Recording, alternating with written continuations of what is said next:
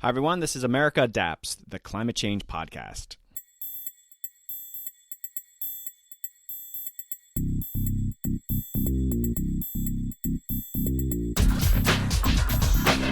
Hey Adapters, welcome back to a very exciting episode. Today I'm hosting climate experts from Google, Project Drawdown, the Center for Climate and Security, and Battelle. This is the first episode of 2 that I'm doing with Battelle leading up to their Innovations in Climate Resilience conference in Columbus, Ohio. My guests today are all keynote speakers at that event, and we'll hear some of the climate work they do at their companies and organizations. These are some of the leading voices in the climate universe, and you'll hear how they are tackling climate adaptation. Also, if you're thinking of attending, you can still get the early bird discount if you register before January 20th, 2023. Also, they are still accepting applications for lightning talks for early career scientists and researchers and live demonstration submissions open to any student, researcher, scientist, or climate expert that wants to showcase their innovation, technology, software prototype, or tool in a hands-on demonstration. The links are in my show notes.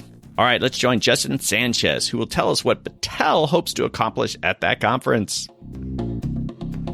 Hey, Adapters. Joining me is Dr. Justin Sanchez, Technical Fellow at Battelle. Hi, Justin. Welcome to the podcast. Hey, Doug. How are you today? It's really great to join the show. Yeah, just a pleasure to have you on. And we're going to be talking about a conference. We're going to be talking about Battelle. So can you just start us off by grounding us? What is Battelle? Yeah, Battelle is the world's largest applied science and technology not-for-profit organization. We were founded over 90 years ago with a mission to work on some of the world's most difficult problems that have a huge societal impact. And when it comes to a topic of climate and climate resilience, that's one that we're absolutely dedicated to. Well, excellent. And, to be honest, when I first talked with you guys, I thought you were a private corporation. And so it was interesting that you're nonprofit and you guys are really dealing with some big projects. So I thought that was really interesting. Yeah, one of the things that makes us really different than pretty much any other organization that's out there is that, we're not being pulled in one direction or another based upon necessarily market forces or anything like that. We are driven by that science and technology and making sure that we create breakthroughs that have an impact in everyday life and in all of our lives. And, there are a number of topics that cover not only health and national security and environment and infrastructure that we focus on as a company. So this is just one of the many topics that we as a company focus on as a part of our work. Before we get into the conference, tell us what's your role there? And you really do have an interesting background. I think you were at DARPA before this. Yeah, so right now I'm a technical fellow at Battelle, and what that means, I help to develop strategies and on a lot of different topics, but mainly in biotechnology. That's where my main area of expertise is. And prior to being at Battelle, just like you said, I was the director of the biotech office over at DARPA. And if you've never heard about DARPA before, they're the kind of high-tech research branch of the Department of Defense. And while I was there, worked on a lot of really interesting projects spanning from those messenger RNA kind of vaccines that we all took as a part of COVID-19 to neurotechnology to other kinds of breakthrough technologies that kind of think about sustainability of a lot of our different technologies that we depend upon for our country. All right. I think that's probably a different episode. I would love to learn more about DARPA, but okay. So we're here to talk about innovations in resilience, the conference that Battelle is putting on next March. Can you give us some of the basics there before we dig in a little deeper? So this is a one-of-a-kind kind of an event. It's March 28th through 30th, 2023 in Columbus, Ohio, and it's titled Innovations in Climate Resilience. And I really want to focus on that word innovations because, there are a lot of conferences that are out there that are kind of talking about climate or the potential impact of climate. We recognize that's all out there and people have been talking about that for many years. This is about bringing together forward-leaning or forward-thinking kinds of individuals that want to come up with those innovations and then also want to put those innovations into play, into real life and take actions around them. Being the kind of organization that we are, again, science and technology for the betterment of humanity, we said we're in a critical moment right now in which an organization like Battelle can create a platform to convene and provide a place where government officials, where leaders in industry, and where researchers from academia can all come together, share their innovations and their actions, and then we as a community can band together in order to put those into play to really make a meaningful change for climate resilience moving forward in the generations of the future. All right, it might seem obvious, but climate adaptation, climate resilience are relatively new sectors and fields. So you alluded to this earlier, but why is Battelle focusing on these things? Well, we've been working on climate related kinds of problems for many, many years. But there's an interesting kind of period of time that's happening right now. And I think that's really highlighted by the current administration. The government has made a commitment to climate and helping to find solutions for climate change. From a policy point of view, that's important, right? When we as a country say we are going to work on this problem. The second thing that's happened is that through that administration and through Congress, they're also mobilizing resources to virtually all the federal agencies and are calling upon communities to step up and use those government resources in order to find solutions for the climate change that's all around us. Again, being a not-for-profit organization that works not only with the government and the commercial sector, and as well as our commitment to this technology and solutions for society, we said, okay, we've got to raise our hand and step up and say we can be this organization that can create this platform to convene the leaders in all of these sectors to come together. And then also to meet with our teams of people that are working on everything from carbon capture to thinking about how we use plastics in a different way, recycle plastics in a different way to create that kind of circular economy. And all of that includes things from that technology development all the way to how do you really implement that in your everyday life? And, how do you embrace that technology in your everyday life in order to adapt to the new technologies that might be available to you, but also the new adaptation of your life in your community that leads to a more sustainable kind of a future. So, all of those reasons together are why Battelle not only stepped up, but is the right kind of an organization to do something like this. And we've been talking about innovation here. Can you just give us an example of some of this innovation work related to adaptation that you guys are doing there at Battelle? Yeah, we have this really interesting project that probably a lot of people have never heard of. And the whole project is to take plastic bottles or plastic waste and break down that plastic and turn it into a valuable material. Again, a lot of people don't know that the molecules inside of plastic bottles are actually really important, really valuable. But the technology has never existed up until very recently in work that Battelle does, in which we've created this system. It's an integrated system. Think of a box that you can put in the plastic bottles on one end. It'll break them down into those fundamental molecules and then build them up into a valuable material that you could use for another purpose. Again, we had initially done some of this work for the Department of Defense. You can imagine being in some kind of austere environment. You got a lot of waste around you, but you might need a valuable material. You might turn that plastic bottle into something in that context. But it also has implications for the broader aspects of society where we are all users of plastic bottles like that. And right now we might just kind of throw it into a bin and hope for the best for it. But there might be a new future in which we change the way that we live our lives and the way that we use resources like that through the use of technology to produce a valuable material in a very different way than we all experience today. So again, one example of many in the area that Battelle is working in kind of circular plastic economies.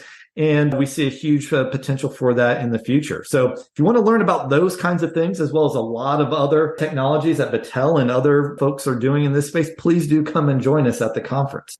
Sounds excellent. Okay, so adaptation and resilience are very big umbrella things. What are some of the major themes that will be at the conference?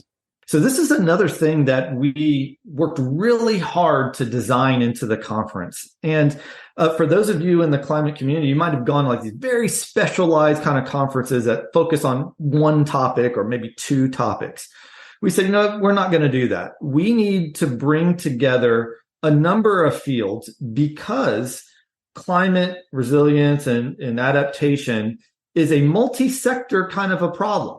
From my perspective, it's a macro problem that requires many dimensions to be integrated and brought together in order for those solutions to really create an effect. So therefore, we have themes as a part of our event that cover national security, cover infrastructure, environment restoration, health and agriculture, as well as kind of these broader kind of topics like net zero and how a number of factors really contribute into net zero.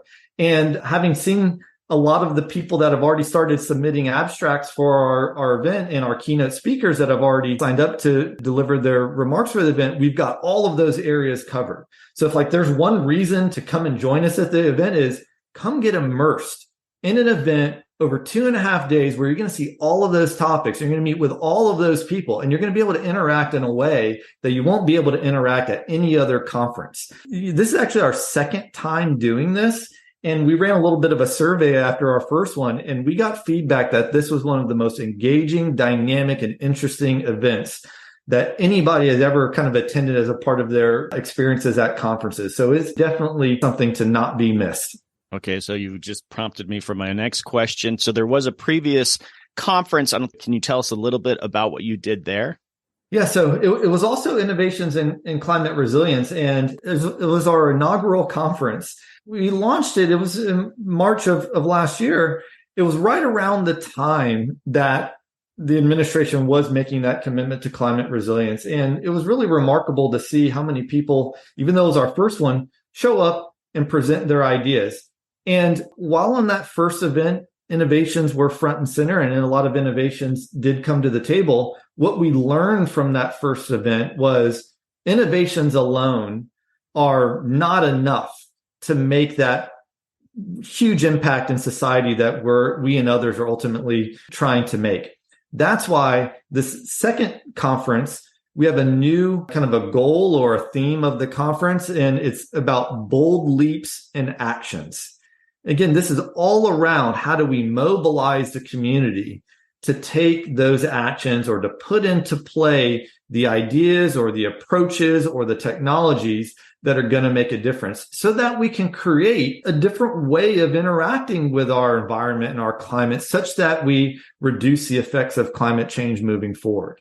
And, I think that this is going to be a trend moving forward is this dynamic between the new ideas and approaches being generated and then teams and teams and teams of people finding ways of implementing them, not only in the micro scale as an individual in your community, but finding ways to scale those beyond those communities so that they actually make a global impact. This is important for people in the adaptation space. There aren't a lot of adaptation themed events. So you have this one. And a lot of those events actually have a hard time recruiting people from the corporate sector, but that's a focus for you guys for this upcoming conference, right? It absolutely is. And from the people that join from the corporate world, I think that they are focused on creating businesses around climate technologies that, again, make this impact, but they're so focused on kind of those market forces that either make it sustainable or not in terms of how people use it. I think they're looking to branch out into other groups and communities in order to try to build support for their technologies too. I mean, that's a great reason why I think that they join in this kind of an event and have done so not only in this past year, but also this year again. So we're encouraging people to actually attend this conference, but in case they can't, how can someone learn more about what Battelle's doing in the resilience and adaptation space? Yeah, go to our website. And I mean, not only the ICR 23 website itself, but you can also go to the Battelle webpage and see all that we're doing in climate and in our environment kind of work. It's really extraordinary. Again, I've been at the company for about 3.5 years now. It is amazing the breadth of work that is being done inside of Battelle, the depth of the technical expertise that a place like Battelle has, and then the impact of the technologies that are being created. It really is remarkable. If you never checked out not only the climate website, but also the Battelle website, you should go and take a look. You'll be amazed. And we're always looking for people to join our team and our community too. So definitely reach out if you think you can bring your expertise to the mission that we ultimately have. Before we wrap this up, just to give people a little bit more of a primer on the conference, who are some of the keynote speakers that you've recruited?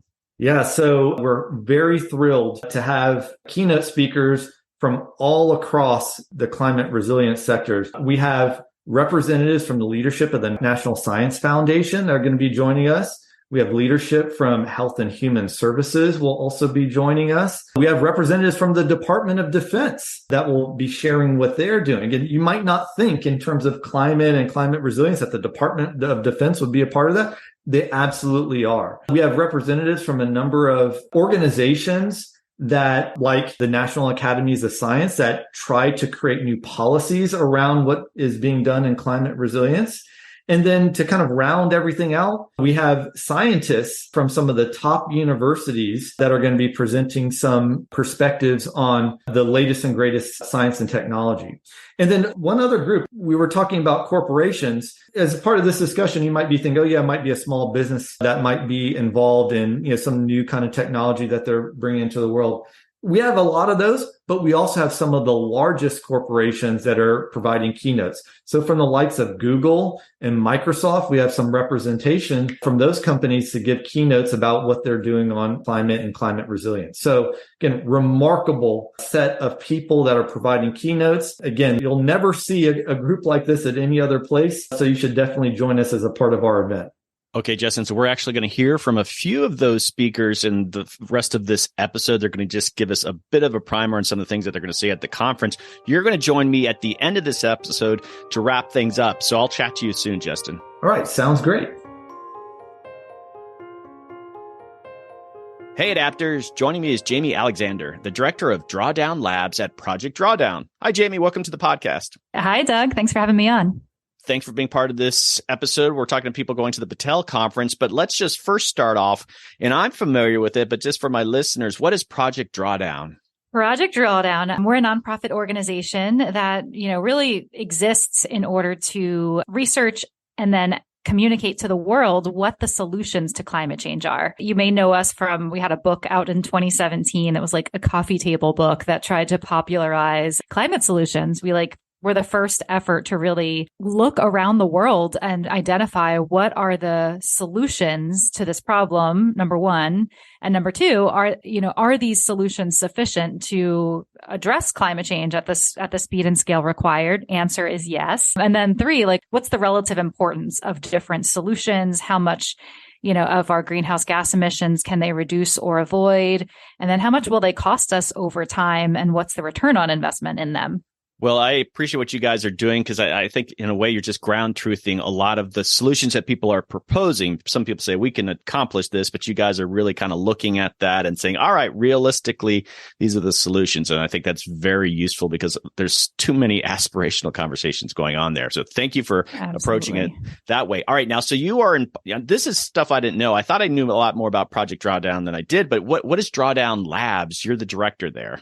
Yeah. So broader Project Drawdown is sort of, very grounded in the science and what the solutions are. And then Drawdown Labs is our sort of experimentation grounds for how the verb. So how do we bring climate solutions into the world? So we work with, we've identified, big actors that can, this late date, we need big actors, big movers in society to make the big shifts in the short amount of time we have to do it.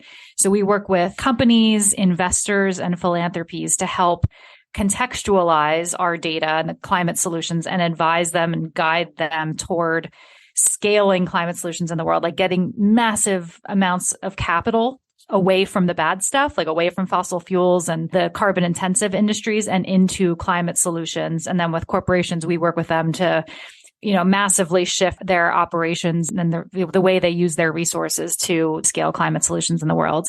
We can't cover everything that you guys do, but I'm very curious about this Drawdown Stories. What's that all about? Yeah. So Drawdown Stories is one of our newer, really exciting initiatives run by my colleague, Matt Scott. It's really focused on passing the mic. So, kind of telling stories about climate solutionaries in their own neighborhoods, in their own communities, what's already happening out there, often in ways that we may not be hearing about in other media. So he really works on, going to specific communities, understanding their challenges and their own solutions, and then lifting up those people who are already doing it to inspire other communities around the world. Yeah, well, I'm all about telling stories. I think that's really cool that you're incorporating that as part of more of your technical work. So kudos to you guys. All right. So you personally, you're there at Project Drawdown, but I just doing a bit of homework on you. You've kind of come there in an unconventional way. You have this history, I think, doing a lot of work at USAID and just working internationally. How has that work helped you do what you're doing there at Project Drawdown? Very insightful observation. Yeah, my work on, international aid at USAID, I lived in Bangladesh for several years at the time I worked at USAID. And that was the experience that made me shift my entire career to work on climate change. Because, obviously, That was in 2008 to 2010. And even then, Bangladeshi people, it was, the monsoons were getting worse every year.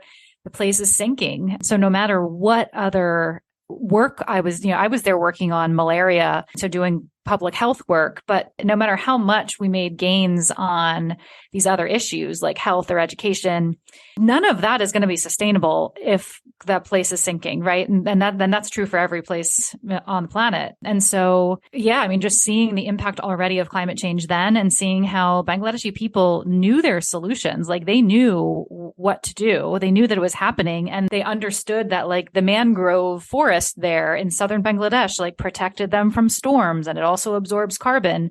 It just made me realize that number one, climate change was already happening. And number two, communities around the world already had solutions, already had the understanding of what their own environments were and what the solutions were. So it just made me want to, focus on solutions and lift up those solutions around the world that already exist. I had some Bangladeshi colleagues. I never actually got to travel there, but I was always just shocked. I think it's something like 140 million people in a country the size of Wisconsin, and half of it is wetland mangroves that, where not a lot of people live. And to their credit, it sounds like as a developing country, they've done a lot of great things when they move people when the typhoons come in the typhoons. And I've always been impressed with it because it's just the number of people there is shocking. It is. Yeah, it really is. And even it's funny now, I'm still very close with a lot of my Bangladeshi colleagues and friends. And now when we have extreme weather events here, I'll have them checking on me. It was like, nice. I always thought it was like Bangladesh. And they are obviously like on the front lines, but it's happening. It's happening here too. And my family moved because of climate change. And I know, that's happening all over the world. So it's just this thing that I thought was so far away and was only other people, and I was working on the issue on behalf of other people, is also deeply personal, and I think more and more of us are going to experience that as well. All right, let's go back and talk a little bit more about the Drawdown Labs. What are the 3 focus areas for it? Yeah. So we really focus on, as I said, our audiences are businesses, investors, and then philanthropies, because we're really trying to use our data to move those big actors to take big steps. So number one, our theory is that corporate sustainability has for too long been run by like a very small part of the business and very under-resourced and doesn't have a whole lot of decision-making power. I'm talking about sustainability teams. One of our theories of change is that every employee throughout the business needs to be involved in climate action inside the company. And it needs to be written into every job function. Every single job function within a company has a climate angle to it. So marketers can, make decisions around not marketing for fossil fuel companies. People who work in HR can provide green 401ks to all employees. So things like that. So we really work to help to try to make what we say, every job a climate job. That's not just a few people. It's way, way, way too important for that. And then second, I think corporate sustainability has been, I would say, not meeting the level of urgency and scope and scale that the planet is telling us is necessary. So we're really trying to level up the kind of the gold standard of corporate sustainability leadership. And we work with a group of large corporations to try to reach that higher standard that we call the Drawdown Aligned Business Framework. And then third, we work with investors, philanthropies and impact investors, VCs, to try to give them the data that is needed to be able to move capital to climate solutions and away from, again, the fossil fuel industry, big ag, like away from the heavy, the carbon intensive sectors toward climate solutions. Can you share who some of your partners have been? Yeah. So we work with, big companies like Google, LinkedIn, General Mills. We work really across sectors. And then we also work with a few smaller companies to try to kind of level up to companies that we really think have potential to kind of move their industries forward. So it's really a testing ground, seeing what works and trying to bring businesses together around really kind of gnarly, difficult problems and trying to move them forward. Project Drawdowns, my understanding, most of what you're dealing with is mitigation, carbon emissions.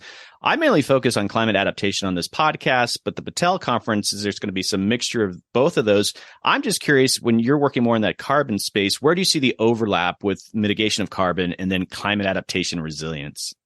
They are two sides of the same coin, right? I mean, we are in the position of having to adapt because we have waited so long to do the work that was necessary to limit global warming. And the longer we wait, the more adaptation is going to be required and the more people are going to be affected and the more suffering we will see and we will all experience. And so they're not at all separable. The longer we wait on the mitigation, the worse the impacts will be and the more we'll need to adapt. And I worry that we're not planning really for that scenario. And I think, there are one of the most important pieces of our research over the last year and a half was to understand where there are solutions that address both, because our team has analyzed 100 climate solutions, but we've actually determined that about 25 of them actually address other things like human health or equity or well-being and address the climate crisis. So there are those solutions, that both help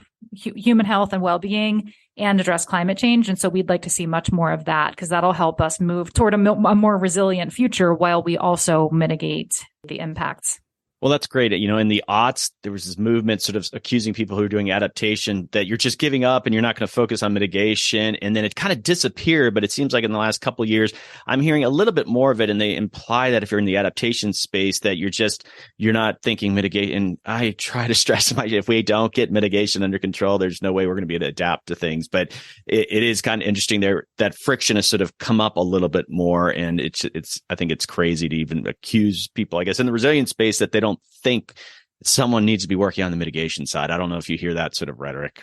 Yeah. Oh, that's interesting. I mean, I've definitely heard that too. I moved my family because of climate impacts. And so I've definitely got the reaction like, oh, so you've given up on the Bay Area. And it's like, no, but we should be thinking about how to keep ourselves and our communities safe and prepared while we do the hard work of addressing the core of the issue to keep it from getting worse. We can do both at the same time. And I think we're in a position now where we have to. Oh, yeah, we better. We better. All right. Again, I might be putting you on the spot, but can you give us a sneak peek on what you might say at the Innovations and Resilience Conference in Columbus? And keep in mind, no one's going to hold you to this. I get sometimes 3 days before you come up with a new presentation. But what do you think are some of the topics you might cover? Yeah. Well, so I'm going to be kind of giving a little early preview of some of our latest work at Project Drawdown, which is really focused around the science of climate solutions and how we can move from the understanding what the solutions are to actually putting science behind scaling them in the world. So looking at, not all climate solutions are created equal according to what the atmosphere feels. So some of them, we need to actually be really, really investing in right now. Things like methane leaks, things like stopping deforestation. We can start to prioritize climate solutions, and that'll really help give businesses and investors, policymakers a place to focus so that we're not just throwing spaghetti at the wall and seeing what sticks, but we can be really hyper strategic and focused with the very limited time we have to try to limit warming to where we need to. And also kind of then, talking about these solutions that have what we call co-benefits, where they're solutions in their own right for other things that we care about, for human health, for well-being, for more equitable, walkable cities, these solutions that address other things and improve other things in society, and that also address climate change. So I'll be talking about both of those things and then bringing it home to an individual level, how we can all contribute to those things in the places we work, in our individual lives and households. So I'm looking forward to meeting you in person. I don't always get that luxury, and I'll get to see the presentation myself. So I'll be there in Columbus too. And so thanks for what you're doing. Nice. And if people want to learn more about Project Drawdown, I'm going to have links in my show notes. But Jamie, thanks for coming on the show. Awesome, Doug. Thank you so much for having me. It's great to be here. Hey, Adapters. Joining me is Franco Amalfi, the head of sustainability strategy of the global public sector at Google Cloud. Hi, Franco. Welcome to the podcast. Hi, Doug, and hi, everyone. I'm very happy to be with you. Well, it's a treat to have someone from Google on the show. And so let's just start off. Can you tell us what the global public sector program is at Google Cloud? Oh, absolutely, Doug. Happy to do so. So, as you know, Google Cloud is a division of Google, and within Google Cloud, we have multiple industries. Google is investing heavily in building industry-specific teams, and the team that I work for, we're responsible to bring solutions to government. And our public sector, we work at the national level, we work at the central government, as well as cities and municipalities. And as well as healthcare, we cover all the different sectors of government. So what's your role specifically within that program? An excellent question. So my role is focused on sustainability. I'm responsible for a go-to-market strategy for all of us climate insights or solutions. As you know, governments globally are investing in climate adaptation strategies, and they're building new capabilities to help communities better adapt to climate change. And Google has a plethora of technology to help with that. And my team and I are responsible to bring those solutions to market. All right, you've probably seen this. Sustainability actually has been around a lot longer. And so this emerging issue of climate adaptation and resilience. So how is Google making that transition? Obviously, your program covers it, but as you know, sustainability has been around a lot longer. Oh, absolutely. Sustainability is not a new concept. What is new, though, is the fact that climate events are accelerating and they're happening more and more, and they're much more extreme than they've ever been. And it's no longer just something that happens once. Ongoing, we're seeing more and more of these events. So that's why, from a climate adaptation perspective, we are seeing governments putting significant funding behind programs to help communities become more resilient. That's the adaptation piece. Regarding sustainability, I mean, it's not new to Google. We've been doing focus on sustainability since day one, since 2007 when the company started. It's always been something that it was part of the Google culture, coming from the founders of Google. And we continuously work on this because we believe that it is our responsibility to help the world. I mean, we have a lot of people that use our technology, so we want to ensure that the way we deliver our technology is the most sustainable way, and that we actually provide tools to both our customers and consumers alike to help them make the right choices to leave the planet better than we found it. All right, so we're going to talk a little bit about some of the on-the-ground work that you're doing, but let's just ground some people. What is the climate engine in regard to what Google's doing? If you look at sustainability, Google has three-pronged strategies. The first one that we focus on is what Google itself as a company is doing. I mean, we are investing in our cloud. If you look at all the services that Google delivers, we deliver them through cloud capabilities. So we invest heavily in renewable energy. We've been 100% focused on doing renewable energy since 2017. We've made commitments to be carbon-free by 2030. We use sources such as wind, solar, geothermal, and many others to remove our carbon footprint. We also invest heavily in technology from an AI and machine learning perspective to use and optimize all the energy that we use in our data centers. I mean, we worked with one of our divisions called DeepMind. We built algorithms to reduce the amount of energy for going towards cooling, and as well as optimize how the energy is used. And almost 100% of our energy in our data centers is used for compute purposes. So we are twice as efficient as the other hyperscalers, and we continuously work on new ways of reducing our carbon footprint from our data centers. And also, one of the other areas in our data centers, which is a key component of how data center runs, it's the usage of water, is ensuring we actually use water very efficiently and that we also generate more water than we actually use. So, and you may have heard of our new office that we opened in California, in Sunnyvale. The entire office was built with sustainability in mind and generating more water than we use. So that's the first aspect of our strategy. The second aspect is building tools and technologies that our customers or our government partners or NGOs or researchers can use to make decisions from a sustainability perspective.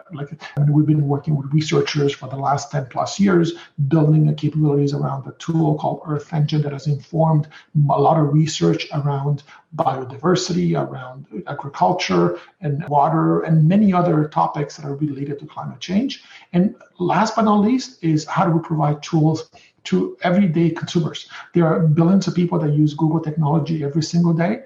As an example, Google Maps, we have introduced capabilities recently where you can actually choose a route based on being the most eco-friendly. We launched that in North America earlier this year. And in less than 6 months, we took out the equivalent of 1 million cars off the road from a carbon footprint perspective. Also, Google Search, if you're searching for flights, will present to you which flights, what CO2 impact of the flight. It will make recommendations if you go to a certain destination. If you take this flight, you'll have less carbon impact. As well as in Google search, if you surface a lot of information about bike paths, as well as information about recycling capabilities, and even at hotels, what their sustainability efforts are. It's because we believe everybody has a part to do with sustainability, and the more we can provide information to the public and to everyone to make decisions, the more we'll have an impact as an organization. I'm sure there's a lot to explain, but I mean, just briefly, I know you guys have worked with the state of Hawaii and their Department of Transportation using some of these Google tools. Can you just briefly tell us about some of that work? Oh, absolutely. Yeah. So we worked with Hawaii with the Department of Transportation. So one of the things as Hawaii is they're a collection of islands, and they have a lot of roads. So we actually partner with a company called Cargo, and we used geospatial capabilities to actually look at different climate risks, things like wildfire, things like lava, erosion from the ocean, and coastal flooding, and so on. And we analyzed 2,500 miles of roads, and we created indices for the state where we actually specifically tell them what the climate risk is for each one of those roads. So that way they can make decisions as they're making investments, strategies for the future. As you know, the US is providing significant funding to states from an infrastructure perspective, modernization perspective. They're using this information to make decisions both from future investments as well as how they should be maintaining these roads. As an example, if you're looking at extreme heat, which is one of the other things we analyzed as well, as the weather is changing and it's becoming warmer and warmer, there's an impact on asphalt and there's an impact on bridges and so on and so forth. They want to know how to maintain these bridges, how to maintain these roads. So we created an index with the state, which has multiple layers of data, and then they can analyze where do we have risk for coastal flooding, where do we have risk for lava potential, or for coastal erosion and so on. So we built them an analytics tool that they can use to make those decisions, which they then use internally and externally with the public to make decisions on how they can invest those funds in those modernization projects. They are probably one of the few states that has to worry about lava, though, right, as a threat. Yeah, it's a very unique requirement. But actually, I wanted to mention it because Hawaii is a place that everybody dreams of going to, and I thought it was a unique thing that Hawaii has as a problem. Right. I think they're actually having one of their volcanoes that's been extinct not extinct, but dormant for a while. It's just exploding right now. So, yeah, I wonder if your platform has been put to use in the last few days. Maybe it has. I don't know. Have you heard anything? They use it regularly. I mean, it's part of their planning process and ongoing. We not only do the analysis, we do this ongoing. We continuously monitor all the data that comes from satellites, and then we continuously update these indices so they have the most up-to-date information as well. It's because climate adaptation is not just about a moment in time. It's ongoing. Things change constantly. So we want to know what's happening in the next week, what's happening next month, in 2 months from now. So we're using that information to inform those decisions. Okay. Could you give me one more example here? I know you also, and I'm originally from Florida, you were working with a South Florida Water Management District. What was that work? As you know, South Florida Water Management District is the largest water district in Florida. They provide water services to 9 million people, ranging from Orlando all the way to the Keys. And their work is groundbreaking because what they're trying to do, we're working together with them, is they want to ensure that they focus on water quality. It's such and especially around algal bloom.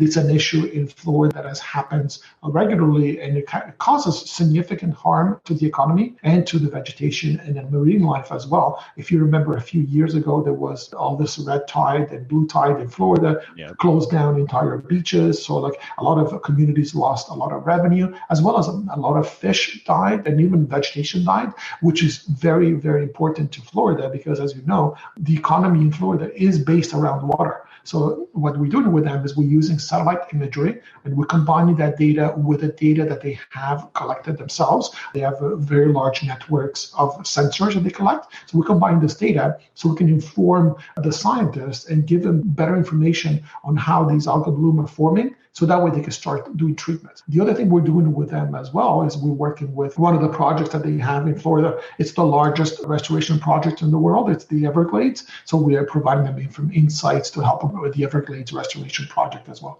All right, fantastic. All right, so I have a lot of local government listeners, state government listeners, and a lot of times some of these government entities really don't have, I guess, the technical expertise. And so how do you guys work that? Google obviously has the technical expertise. If these groups want to work with you, is there a certain point they have to have a certain level of technical sophistication to even work with you? How do you guys provide a resource to maybe when there's not alignment when it comes to that expertise?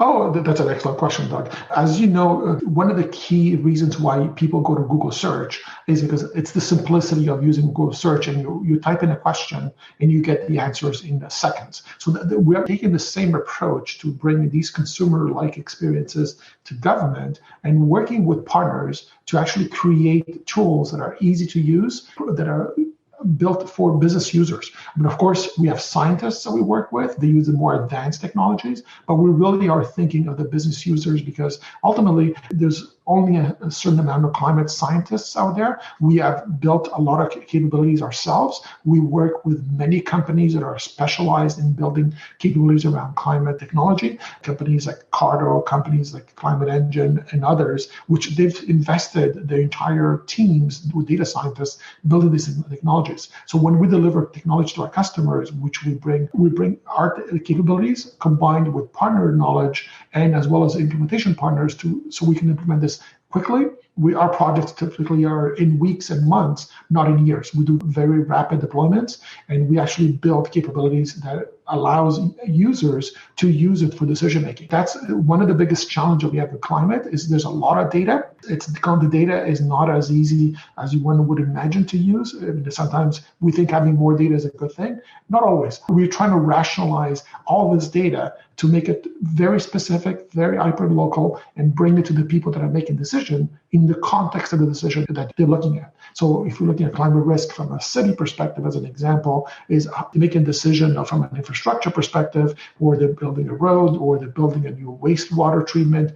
What is the economic impact? How do we connect the climate risk to economic activity? How do we connect it to the community and equity as well? So mobility. So we're looking at bringing a lot of different data sets together so that way we can actually give them tools. So as people are making decisions, we can interrogate the data and say, oh, if I make this decision, this is going to be the impact, and any other aspect of my city and my local jurisdiction is going to be impacted. So that's the approach we're taking. We believe at the end of the day, we're trying to accelerate science into operations. So we'll be able to get as many people as possible taking action so we can be better prepared for the future. Fantastic. So can you give us a sneak peek? We're having this pre-conference episode for the Innovation and Climate Resilience that Battelle is coming on, and you're going to be one of the keynote speakers there. Can you give us a little sneak peek on some of the things that you're going to talk about? Maybe some of the things you talked about here, but just something so people know what might be there at the conference? First of all, I'm super excited to be participating with Battelle at the ICR conference. One of the key topics I want to talk about is this is an audience that is mainly scientists that are creating incredible data that is very useful. So one of the theme of my talk is going to be around how do we get all this incredible science they created into the hands of users that are making decisions. So the whole discussion about using the data they created, applying data science, creating analytics, and putting it into a context to make decision. So that way we can really accelerate this whole science into operations. That's really the theme of my discussion is like, how do we get more people using all the great work they're doing so that way we can accelerate and be able to take more action than we're taking today? Because unfortunately, like I said before, climate events are no longer an anomaly. They're happening more and more. How do we get better prepared and using all the great work that companies like Battelle and others are doing so that we can actually get people making decisions? All right, great. Looking forward to your presentation. All right, Franco, thanks for coming on the podcast. I am looking forward to meeting you in person in Columbus in a few months. Awesome. So am I, Doug. Hopefully we'll see you there and see many of you that are listening in person, and we'll have conversations together at the conference. Hey, Adapters. Joining me is Erin Sikorsky. Erin is the director of the Center for Climate and Security. Hi, Erin. Welcome back to the podcast. Thanks so much for having me, Doug. It's great to be back. Well, this is our second conversation, but this is part of the work that I'm doing with Battelle. But let's ground people that aren't familiar with your episode that we did before. What is the center? What do you do there? Sure. The Center for Climate and Security is a nonprofit, nonpartisan research institute that looks at how climate change is shaping the national security landscape. We analyze risks, we promote policy recommendations for the U.S. government and others, and we convene across silos, interdisciplinary groups of folks looking at the risks posed by climate change to security issues, whether it's for the military, whether it's for U.S. foreign policy, a whole range of different things. Okay, so you're the director there, but what's like a typical day or a typical week? What's your specific role? Sure. So maybe I'll give you an example from today. I spent lunchtime today with congressional staffers talking about a new report we just released on China's climate security vulnerabilities. So a key role that we play is educating policymakers about some of these risks that are out there. I'll also spend time engaging with other think tanks, sharing some of our research. I'll talk to partners in other countries around the world who are looking at these risks, try and determine some best practices for militaries. Spend a lot of time talking to folks at the Pentagon here, but also with NATO and other actors to really figure out, okay, how is climate change upending our assumptions about how the world works, right? And what investments do we need to make, especially in adaptation and resilience, to address these risks? We're going to circle back around to that China report. I want to talk a little bit about that, but we're going to see you at the Innovations in Climate Resilience Conference that Battelle's putting on. How is national security related to climate resilience and adaptation? Sure. I mean, at its core, national security is about keeping Americans and America safe, right, from external threats. And for a long time, those threats were only considered to be from other states, right, other countries. Post 9/11 and the terrorist attacks here at home, that definition was expanded to include non-state actors, right, terrorist groups. But now there's a recognition that, so-called actorless threats, trans-border, cross-international threats like pandemics, like climate change, pose real risks to Americans here at home as well. So when we look at our critical infrastructure, right, we look at our military infrastructure here at home, climate hazards, whether it's hurricanes on the Gulf Coast or droughts in the central part of the country, have real serious impacts on the lives and livelihoods of Americans. And so thinking through how we pursue adaptation and resilience to those threats, while of course also continuing to try and cut emissions and mitigate, but as we saw this summer with the heat waves across the country, those threats are already here. And so whether we're talking about the National Guard or Department of Homeland Security or the U.S. military, all of those institutions need to be thinking about how climate hazards are affecting threats to Americans. Okay, Erin, just recently, COP27 concluded in Cairo, Egypt. First off, what is COP27 and how did national security play into it? Sure. So the Conference of Parties meetings, which happen every year, are where the world countries come together to talk about how they're meeting or making new commitments to cut emissions, right? It's part of the UN's process, the UNFCCC, which is all about getting countries to work towards cutting emissions, reaching the Paris Agreement goals, right, which were made in 2015. So it's a time of international negotiation amongst countries, but then also obviously a lot of non-state actors, NGOs come to try and push ambition as well. And I think the way that we see security come up in these COP meetings most clearly is as a justification for why investing in both mitigation, cutting emissions, and adaptation is so critical.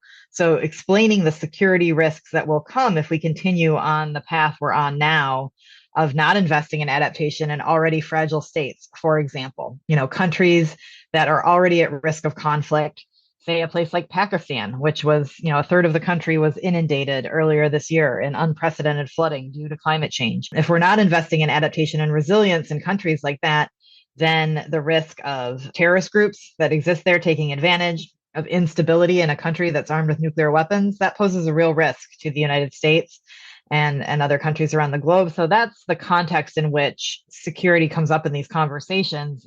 That's a reason we need to make these investments and changes in how we tackle climate issues. So at least here in the United States, they gave the impression, at least some media outfits gave the impression that adaptation was front and center at COP27. I hear that, and I'm never quite sure. Neither of us were on the ground there, but what's your sense? Did it at least get more of a priority? Because I know in previous COPs that it wasn't really highlighted much at all. Yeah, I do think it is more of a part of the conversation in ways that it hasn't been in the past. And I think this is largely due to countries in the global south, to developing countries pushing and saying, look, we're already seeing these impacts from climate change and we need help to adapt. I also think there's increasing recognition. I mean, The Economist had an article right before COP that, this goal of staying at 1.5 degrees of warming above pre-industrial temperatures is really challenging now. And if we're not planning for adapting to a warmed world, right, that we're going to be in a world of hurt. And so I just think there's a little more realistic understanding of the importance of adaptation. I will say, though, that I think it was a lot of talk about adaptation. I'm not sure there was a lot of action in terms of investment, actual dollars being committed to adaptation, at least not at the levels that are needed in a lot of places. All right, we're going to pivot, and you'd mentioned it a little bit earlier. You just recently published a report, China's Climate Security Vulnerabilities. Obviously, we can't dig too much into that, but can you give an overall summary of what you were covering there? Sure. I mean, really what we were just trying to look at is how is China itself going to be affected by climate change? Because I think to understand China's behavior on the world stage when it comes to climate, it's really important to have a good picture of what kind of risks they face at home and how the government is planning for those risks. And obviously, China gets a lot of credit for having a pretty robust national adaptation plan to deal with these hazards. But what the report looks at is what are some of the weaknesses in that plan? What are some of the gaps in China's own strategies? And what kind of security concerns might we see arise from those gaps? And what should the United States be doing and thinking about in its engagement with China and trying to understand China as we compete with China and a lot of other geopolitical realms, how climate change will affect that. And so it was really trying to take a deep dive look at China's own vulnerabilities so that we as outsiders have a better understanding of where they might be coming from on the climate topic.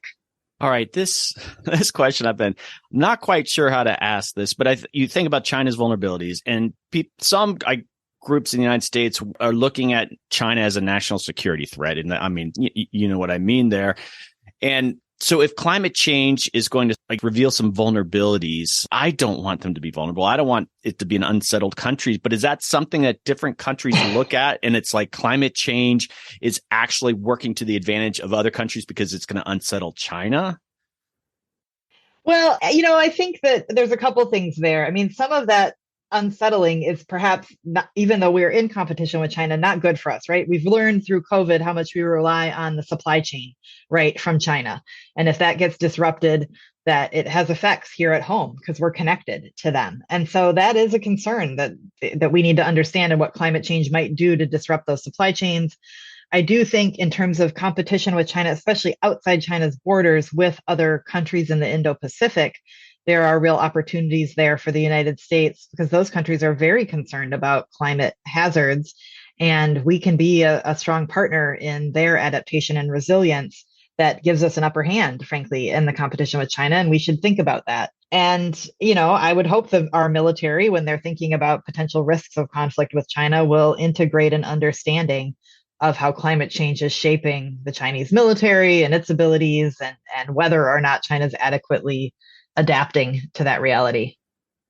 Yeah. And, I'm not quite sure. I don't want China, you don't want populations to be exposed or anything, but I just wonder if there's some CIA, some obscure report saying it's going to benefit the U.S., that China is sort of unsettled by climate change and long-term national security implications. And so I'm sure people are having these thoughts, but I guess it's unusual what climate change is going to do to countries. Yep.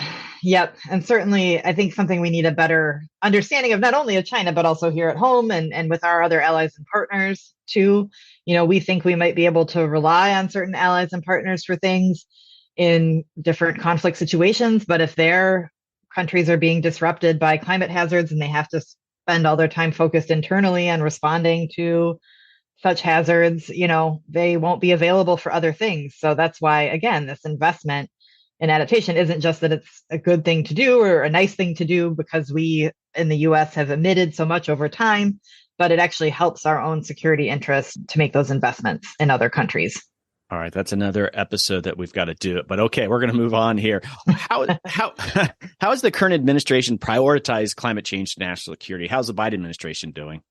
They're doing a really good job. And I think, frankly, compared to other administrations, I mean, they're the most forward-leaning on pushing the national security community to integrate climate change into its work. You know, the administration just released its national security strategy in October, I think, of this year. And for the first time, really, climate change was put on par with threats from other states. And it was made clear that climate change is at the top of their security concern. And they've invested a lot at the Pentagon, the State Department, and USAID into building a climate strong workforce that can understand these issues. You know, they're doing war gaming at the Pentagon to think about how climate change will shape conflict. Got really key personnel in senior leadership positions who talk about this all the time. So I give this administration a strong grade on its prioritization of climate. I think the challenge is, you know, sustaining those programs over time, building the workforce to sustain it over time. It takes time to do that, right? And so they've had a couple of years and they've made a lot of progress, but there's a lot more to be done.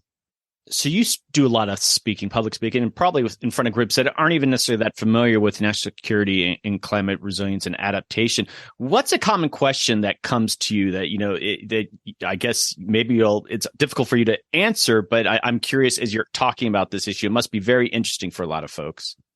Yeah. I mean, one question I get sometimes is, aren't you worried that if you talk about climate change as a security issue, that you're going to securitize climate change? And then the military will be the only answer to the climate threat. And which I understand that concern, but I think identifying something as a security risk doesn't mean that the military is the only solution, right? And I also think that you know, frankly, the security framework is a way to reach folks who maybe don't care about climate for the environmental reasons, right? Right. And if you can put it in a national security context, that brings new people to the table, which I think is important. So that's, I guess, one question I get. Sometimes I get questions about, you know, well, wouldn't it be better to just eliminate the military altogether so they're not emitting carbon? I mean, and that's an interesting question, I think, is that the military, I mean, it is a large institutional emitter of carbon because it's a very large institution. But when you look at its percentage of overall US emissions, it's less than 1% of US emissions. So it's certainly important, but, you know, eliminating the military would not solve our climate problem either. So that's also a question I get sometimes. Well, I think just the all hands on deck is probably the best approach. But even talking about the military framework, and you and I chatted briefly about this before in the previous episode, it's just, I don't like seeing those stories about how it's going to impact coffee production or the wine industry. I don't think that's helpful, even though it is. That's not really raising the urgency level. So yeah, I think the military, like you said, it'll hopefully attract more people to take this issue more seriously. Yeah. If people wanted to learn a bit more about national security and climate change, they're really getting started in this and they just want to educate themselves, what do you recommend they get some of that background?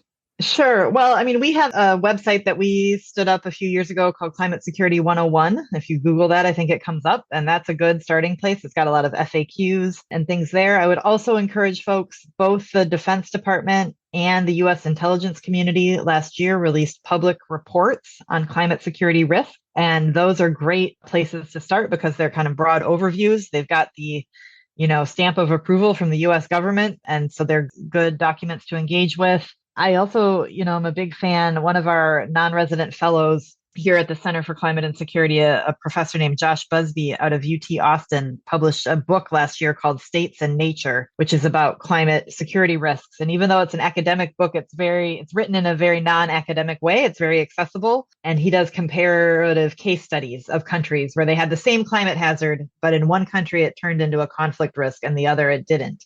And he explores why that is. And I think that's another good place to start. All right, great. Could you give us a sneak peek on, because you're going to be a keynote speaker at this Innovation and Resilience Conference in Columbus. Can you give us a sneak peek on some things that you're going to talk about? Sure. I mean, I'm going to talk about a lot of what we went over today. I think one of the key areas of focus for my talk will be about how climate change is undermining a lot of planning assumptions we have in the security community, right? And if you're starting with bad data and bad assumptions, you're going to get bad policies. And so we need to do what we used to call in the intelligence community where I worked a key assumptions check, right? How are our assumptions? You know, we see a lot of newspaper articles these days that say, oh, so-and-so town has experienced 300-year floods in the past 5 years. And it's like, well, they're not 100-year floods anymore, right? So we need to remap our planning to change some of our assumptions. And so I'll be talking about that. And I'll be talking about concrete opportunities as well, because it's not only about climate security risks, but it's also about opportunities that bringing a climate lens to the national security work that is done by the U.S. can help build peace in places, right? And offer new opportunities for cooperation between countries that might be in conflict or have mistrust between them. And so I want to make sure that there's a hopeful part of the story as well.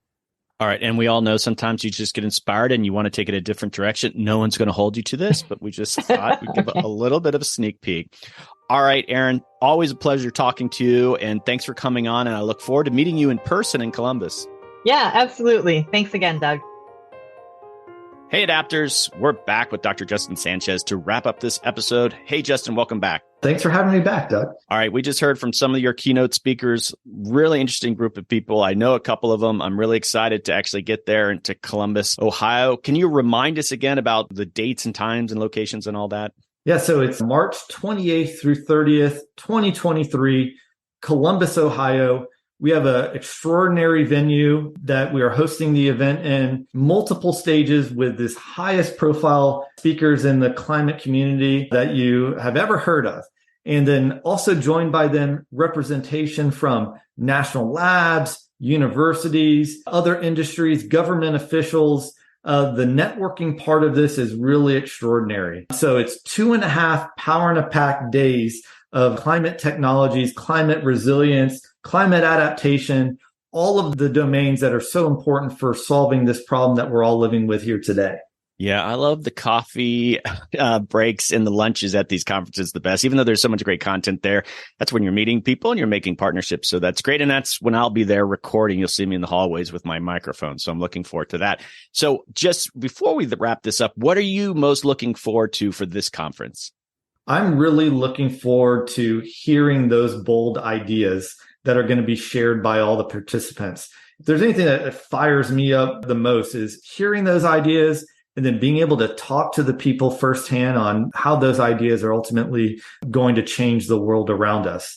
It's something that you can't get just sitting at home. It's something you can't get just from reading something online.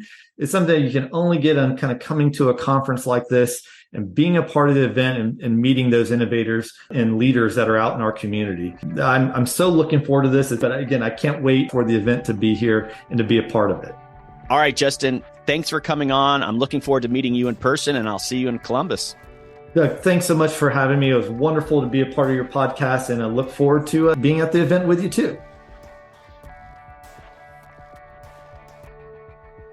Okay, Adapters, that is a wrap. Thanks to Franco Amalfi, Jamie Alexander, and Erin Sikorsky for participating in this episode. If you want to learn more about the work they do and their organizations, check out my show notes with links. And thanks to Justin for walking us through the Innovations in Climate Resilience Conference. Don't forget, if you're thinking of attending, you can still get the early bird discount if you register before January 23rd. All right. So what's your adaptation story? Do people that you engage with understand what is climate adaptation? Are you finding that webinars and white papers really aren't resonating in ways that promote your work? Well, consider telling your story in a podcast. If you're interested in highlighting your adaptation story, consider sponsoring a whole episode of America Adapts. That's right, a whole episode. Sponsoring a podcast allows you to focus on the work you're doing and sharing with climate professionals from around the world. I go on location to record these sponsored podcasts, which allow you a wider diversity of guests to participate. You will work with me behind the scenes to identify experts that represent the amazing work you're doing. Some of my partners in this process have been World Wildlife Fund, multiple universities like Harvard, UCLA, MIT. I've worked with Natural Resources Defense Council and corporate clients. It's a chance to share your story with all my listeners who truly represent the most influential people in the adaptation space. All right, most projects have communications written into them. Consider budgeting in a podcast. Podcasts have a long shelf life, much more so than the white paper or conference presentation many groups work into their communication strategies. There is no better platform than this podcast to get the word out on adaptation to some of the most influential and active adaptation professionals in the world. And if you're interested in having me speak at a public or corporate event, reach out. Folks, I speak a lot and you will enjoy it. I've been doing some keynote presentations and they are a lot of fun. I share stories from the podcast and all the wonderful guests that I've interviewed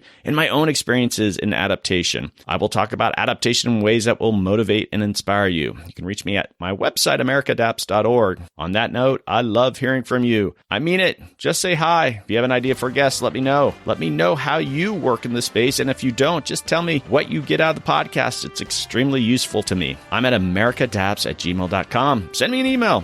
Okay, adapters, keep up the great work. I'll see you next time.